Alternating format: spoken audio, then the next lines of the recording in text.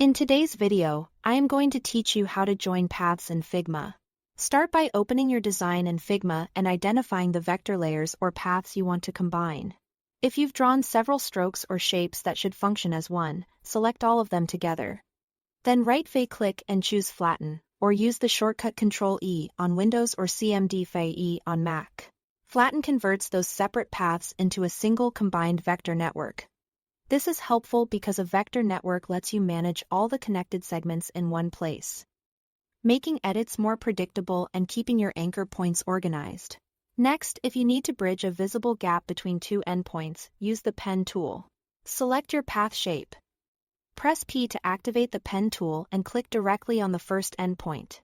Then click on the second endpoint. Figma will draw a straight segment between those 2 points, effectively closing the gap. If precision matters, zoom in so you can see the node handles clearly. You'll notice the cursor change as you hover over an endpoint. Click once to confirm the first point.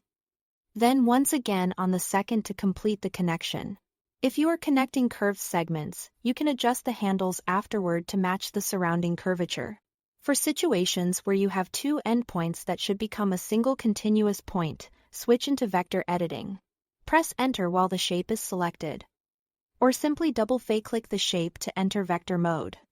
Drag to select the 2 endpoints you want to connect, making sure only those 2 are highlighted. Now go to the top toolbar, open the vector menu, and choose Join Selection. If the points aren't perfectly overlapping, Figma will draw a line between them to connect the path.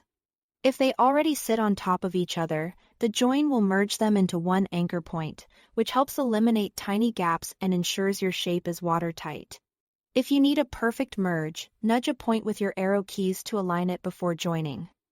Or let Join Selection create the connecting segment and refine the result afterward. That's all there is to it. Thanks for watching.